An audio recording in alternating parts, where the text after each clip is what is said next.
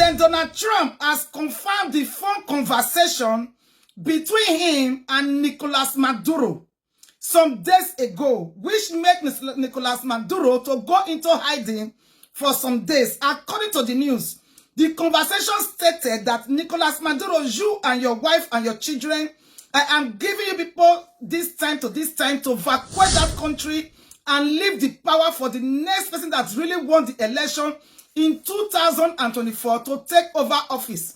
What I need from you now, Nicolas Maduro, for you to have your life and live, and I will just forget about you, is a regime change, of which this did not go well with Nicolas Maduro. But the reply Donald Trump and his team received from him after that conversation was what created the airspace closure and also the no-flight zone that Donald Trump has placed on Venezuela.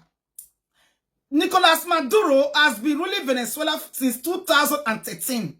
And there is a woman that's supposed to be the next president, which was last year when they did this election. Her name is Maria Corina Machado. She was the woman that won the 2025 Nobel Peace Prize that just occurred some months ago. She is from Venezuela. She contested with Nicolas Maduro, but during the primary, she won over 90-something%, which led Nicolas Maduro to suspend a party not to contest in that very election.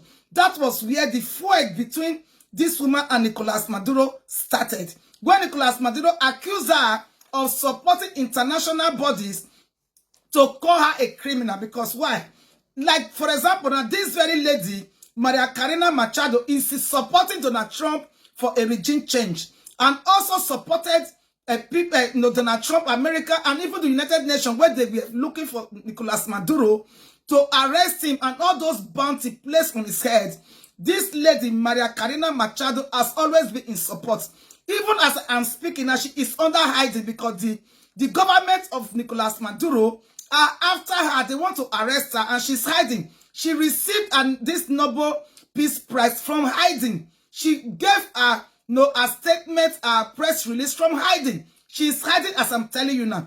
The only way she can be free is for Nicolas Maduro to leave power and let somebody else take over the regime. Even though they said that Nicolas Maduro promised Donald Trump a lot of things, how he was going to do away with China, how he was not going to have anything to do with them again, but Donald Trump said, no, that is not what I want. What I want is a regime change. You cannot fool me just the way you fool Obama and the rest of people. You can't fool me. I want a regime change in that country. You have been there for over 12 years. You refuse to leave the regime for someone else to take over. But before we continue, let's listen to the time President Donald Trump has the conversation and what they discuss and what next now for Nicolas Maduro. What is the next thing now for him? Because he's getting, his time is getting very, very close.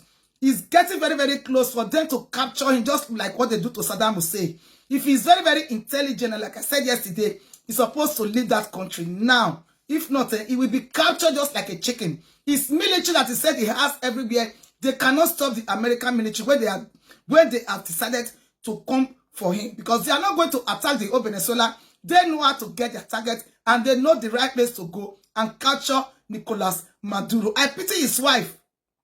If I was to be the wife, I would tell him, my husband, please, let's leave this country.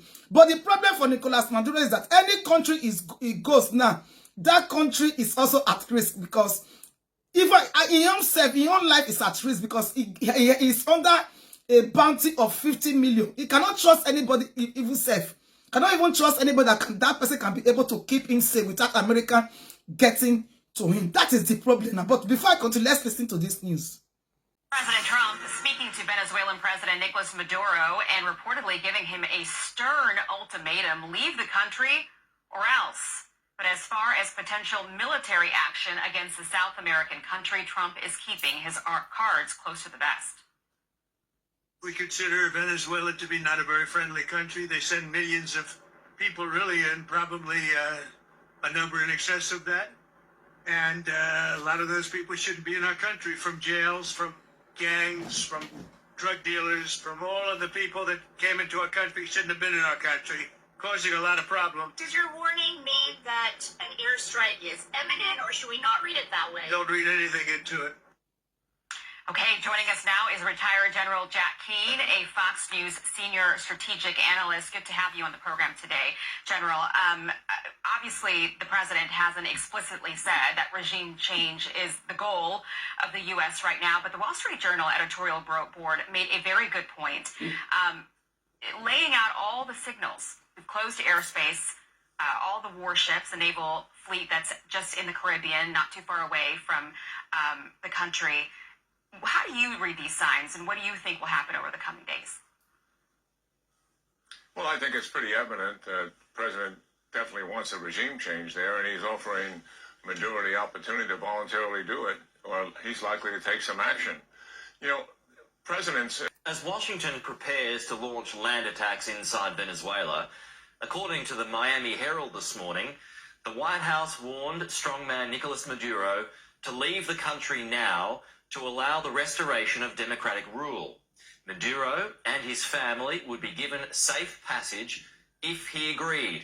Joining us live this morning, political analyst Joe Siracusa. Good morning to you, Joe. So, will he leave, though? Good morning, Pete.